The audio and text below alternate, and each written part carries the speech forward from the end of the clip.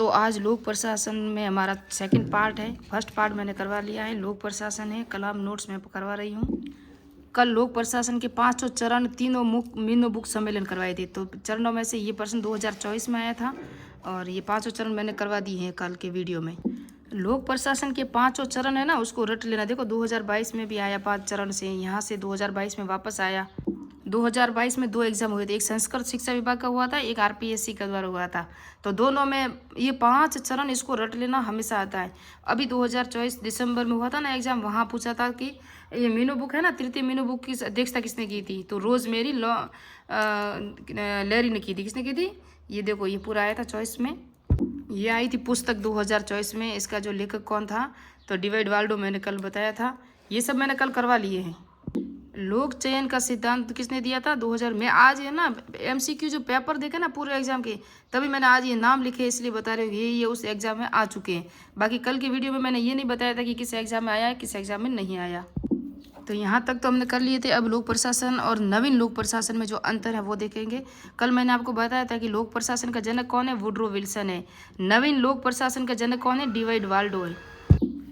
तो अभी पढ़ते हैं। लोक प्रशासन के अनुसार राजनीति तथा प्रशासन एक दूसरे से भिन्न है, किंतु नवीन लोक प्रशासन दोनों को एक दूसरे का पूरक मानते हैं। जो नवीन लोक प्रशासन है ना, वो तो एक दूसरे को पूरक मानते हैं कि इसके बिना ये अधूरा, इसके बिना ये अधूरा। लेकिन जो लोक प्रशासन है ना, वो राजनीति और प्रशासन एक दूसरे दोनों को भिन्न मानते हैं। और राजनीति का द्वि सिद्धांत जो दिया था ना, सिद्धांत, वो किसने दिया था? वुड्रो विल्सन ने ही दिया था। लोक प्रशासन मूल्यों को स्वीकार नहीं करता, मूल्य निरपेक्ष है, जबकि नवीन लोक प्रशासन मूल्यों को स्वीकार करता है, यानी कि मूल्य सापेक्ष है। ये दोनों के अंदर जो अंतर है वो बता रही हूँ। लोक प्रशासन का उद्देश्य स्वयं को प्राकृतिक, किंतु नवीन लोक प्रशासन स्वयं को प्रगतिशील विज्ञान घोषित करता है, सामाजिक विज्ञान घोषित करता है।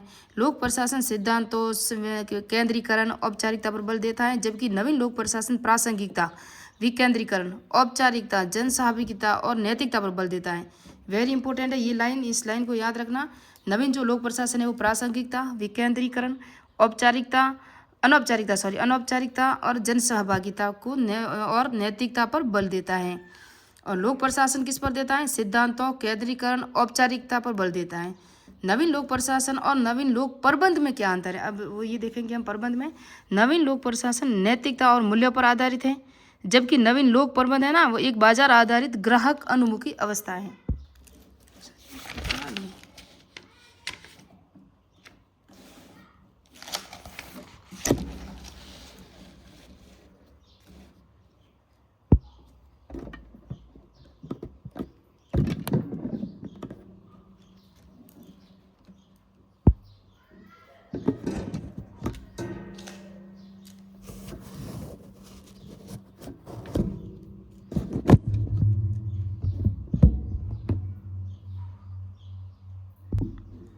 नवीन लोक प्रशासन के उपनाम डिवाइड वाल्डो, ग्राहक अनुमुखी नौकरशाही कहते हैं इसको, प्रतिनिधात्मक नौकरशाही, प्रशासन में सहभागिता। ये कौन कह रहे हैं? Divide Waldo. वेरी इंपॉर्टेंट है, इसकी पुस्तक आ चुकी है। फेंड्रिक्सन, द्वितीय पीढ़ी का व्यवहारवाद, ये कह रहे हैं इसको। नवीन लोक प्रबंध के उपनाम क्या क्या हैं? तो पॉलिट प्रबंधवाद, टेलरवाद कहते हैं। लेन और रोजल मूल ने क्या कहा है? बाजार आधारित लोक प्रशासन।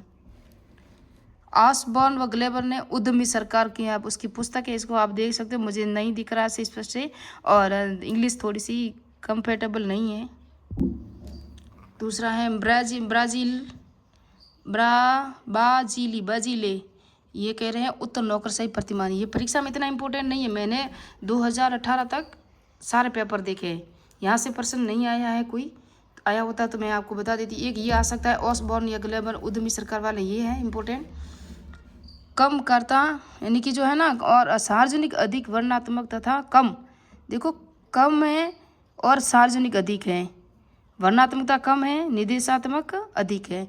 संस्थागत कम है और ग्राहक अनुमुखी अधिक है। तटस्थता कम है और प्रासंगिकता एवं मूल्य परक अधिक बनाता है। नवीन लोक प्रशासन को किसने कहा है? ये फेड्रिक्स ने लिखा है कि नवीन लोक प्रबंध प्रशासन को जातिगत कम है ये, और सार्वजनिक अधिक है। याद रखना, ये सभी इसकी परिभाषा है।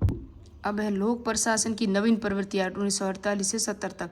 1948 से 70 के दौरान नव लोक प्रशासन का संकट काल चल रहा था। तब निम्न नवीन विचारों का उदय हुआ।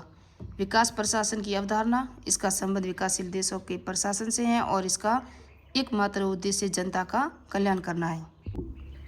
सर्वप्रथम यूएल गोरचारी ने द्वारा 1955 में अपने लेख the structure of development administration in India में विकास प्रशासन का उल्लेख किया गया।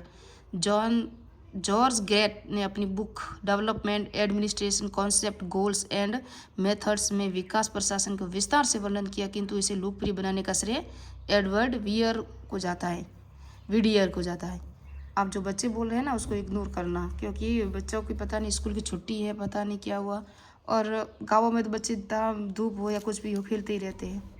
हमारे घर के पास जस्ट नीम का पेड़ है, उसके नीचे सब बोल रहे हैं, तो आप प्लीज़ उसको इग्नोर करना। बच्चों से क्या गिला करें, बच्चों से क्या कहे। परंपरागत प्रशासन और विकास प्रशासन विकसित देशों में संबंधित हैं, ये विकसशील देशों में संबंधित हैं। तो विकसित देशों से संबंधित हैं परंपरागत, जबकि विकास है वो विकासशील देशों से। विकसित जो हो चुके हैं, अभी विकासशील जो भारत देश है विकसित की ओर बढ़ रहा है, तथा स्थिरवादी है, परिवर्तन का समर्थन है, पद सोपान का समर्थन, लचीला तथा गतिशील प्रशासन होता है विकासशील में। प्रशासन का कार्य क्षेत्र संकीर्ण जो केवल सुरक्षा और व्यवस्था तक सीमित है। प्रशासन का कार्य क्षेत्र विस्तृत है, जीवन के प्रत्येक भाग से संबंधित है, ये इसकी जो विशेषता है। प्रशासनिक विकास, इसका अर्थ होता है विकासशील देशों में कार्य करने वाले कर्मचारियों में योग्यताओं में वृद्धि करना और इन देशों के प्रशासन को सुधार करना है। विकास प्रशासन और प्रशासनिक विकास में अंतर क्या क्या है? विकास प्रशासन साध्य है और प्रशासनिक विकास साधन है। विकास प्रशासन किसी देश या समाज में सामाजिक, आर्थिक और राजनीतिक सुधार है, जबकि प्रशासनिक विकास उस देश के कर्मचारियों और प्रशासन में सुधार है। दूसरा है तुलनात्मक लोक प्रशासन। प्रशासनिक विकास देख लिया हमने, अब तुलनात्मक लोक प्रशासन देखेंगे। विभिन्न देशों के प्रशासन की तुलना उसे हेतु 1960 के दशक में फ्रेडरिक्स के प्रयासों से तुलनात्मक लोक प्रशासन का उदय हुआ। फ्रेडरिक्स के प्रयासों से हुआ था तुलनात्मक लोक प्रशासन का उदय। लोक प्रशासन का दर्शन, सर्वप्रथम डिमार्क ने यह घोषणा की कि लोक प्रशासन तथा दर्शन एक दूसरे के संबंधित हो गए हैं, एक दूसरे से संबंधित है। किसने कहा था? डिमार्क ने कहा था। ये दोनों याद रखना, लोक प्रशासन का दर्शन और तुलनात्मक लोक प्रशासन, ये थोड़े से इंपॉर्टेंट है। अब हम पढ़ेंगे लोक प्रशासन का क्षेत्र और प्रकृति पढ़ेंगे कल। तो लोक प्रशासन का क्षेत्र पढ़ेंगे। प्रथम दृष्टिकोण, लोक प्रशासन के क्षेत्र को संकीर्ण व व्यापक दो भागों में बांटा गया प्रथम क्षेत्र में, यानी कि प्रथम बार में हम देखेंगे दृष्टिकोण है ना, पहला दृष्टिकोण में क्या? संकीर्ण और व्यापक। संकीर्ण दृष्टिकोण के समर्थकों में लूथर गुलिक, हर्बर्ट साइमन, पर्सी मैकविन, सियोन और मानना है कि लोक प्रशासन के क्षेत्र में केवल कार्यपालिका का अध्ययन किया शामिल है। तो ये कह रहे थे लूथर गुलिक है, हर्बर्ट साइमन है, पर्सी मैकविन है, ये कह रहे हैं कि लोक प्रशासन है ना वो सिर्फ क्षेत्र में क्या है, केवल कार्यपालिका का ही अध्ययन शामिल है। इसके विपरीत जो व्यापक दृष्टिकोण है, इसमें समर्थकों ने L D white, Negro, Willoughby, Martin Marsh लोक प्रशासन के क्षेत्र को व्यवस्थापिका, कार्यपालिका और न्यायपालिका तीनों को शामिल करते हैं। तो व्यापक अर्थ में तीनों शामिल है और संकीर्ण अर्थ में कहते हैं ना प्रथम जो दृष्टिकोण है उसके अंदर सिर्फ कौन है? कार्यपालिका का अध्ययन है। कौन मानते हैं? लूथर गुलिक, हर्बर्ट साइमन, पर्सी मैकविन, ये सब मानते हैं। दूसरा जो सीधा लोक प्रशासन का क्षेत्र है पोस्ट कार्ड या दृष्टिकोण या पाठ्य पुस्तक दृष्टिकोण, आपको दिख रहा है? हाँ, आप दिख रहा होगा। तो ये जो कहना लूथर गुलिक ने लोक प्रशासन के क्षेत्र कार्य क्षेत्र को 7 भागों में बांटा है, जिसे कि पोस्ट कार्ड कहते हैं, जो लोक प्रशासन के क्षेत्र का व्यवहारिक पक्ष है और वेरी इंपॉर्टेंट है। ये 2023 में आया था, ये दे दिया था। इनमें से कौन सा नहीं है वो निकालना था। तो पहला है देखो, तो ये सब आप देख सकते हो, ये सभी है 8 जो सिद्धांत है। प्लानिंग है, ऑर्गेनाइजेशन है, स्टाफिंग है, डायरेक्टिंग है, कोऑर्डिनेशन है, रिपोर्टिंग है और बजटिंग है। आप इंग्लिश में नाम याद रखना, कभी नहीं भूलो। लूथर गुलिक के अलावा उर्विक और हेनरी फेयल भी पोस्ट कार्ड का समर्थन करते हैं। लेविस मेरियम लोक प्रशासन के क्षेत्र में पाठ्य पुस्तकों को महत्व प्रदान करते हैं। कौन कर रहे हैं? Lewis Merriam. और कहता है कि लोक प्रशासन 1-2 फलक वाली कैंची के समान है, जिसका एक फलक पोस्ट कार्ड है तो दूसरा फलक पाठ्य पुस्तक है। ये इनकी परिभाषा याद रखना लेविस मेरियम की। इस प्रकार लेविस मेरियम ने लोक प्रशासन के क्षेत्र को संवैधानिक पक्ष को अधिक महत्व दिया। लोक प्रशासन के क्षेत्र संबंधी अन्य विचारकों क्या क्या मत है? पर्सी मैकविन ने दिया 3 सिद्धांत दिए थे, मेंटेलियर और मेथड, यानी कि मनुष्य, सामग्री और पद्धति। स्टीफन रॉबिन्स का प्लान जो है ना सिद्धांत क्या है? तो नियोजन, आयोजन, नेतृत्व, मूल्यांकन। इतना इंपॉर्टेंट नहीं है, ये प्रश्न यहाँ से आया था 2024 में आया है। प्लानिंग ये सब दिए थे। इनकी पॉल हर्षे का जो सिद्धांत है ये मोटिवेशन से आया था, अभिप्रेरणा से। तो प्लानिंग, नियोजन, आयोजन, अभिप्रेरणा और नियंत्रण, ये पॉल हर्षे का सिद्धांत है। मैं जल्दी जल्दी रिवीजन करवा रही हूँ। हेनरी फेयल का POC से यानी कि 5 तत्व दिए थे इन्होंने, प्लानिंग, आयोजना, आदेश देना और समन्वय और नियंत्रण, ये 5 ये याद रखना। हेनरी फेयल का वेरी इंपॉर्टेंट है। कुंटल और ओल्डरनेल ने दिया था प्लानिंग, नियोजन, आयोजन, कर्मचारियों की नियुक्ति, नेतृत्व और नियंत्रण। ये इतना इंपॉर्टेंट नहीं, आपको सिर्फ हेनरी फ्यूएल का याद रखना है। सामान्य रूप से लोक प्रशासन तथा प्रबंधन के क्षेत्र में 5 कार्य शामिल है: नियोजन, आयोजन, स्टाफिंग, निर्देशन और नियंत्रण। ये प्रश्न आया था कि नियंत्रण इसके अंदर है या नहीं है, इसमें ये भी आया हुआ है। 5 कार्य शामिल है, 5 कार्यों को याद रखना। नियोजन, किसी समस्या को हल करने के लिए, किसी लक्ष्य की प्राप्ति के लिए किए गए कार्यविधि, चयन और उसे लागू करना क्या है? नियोजन है।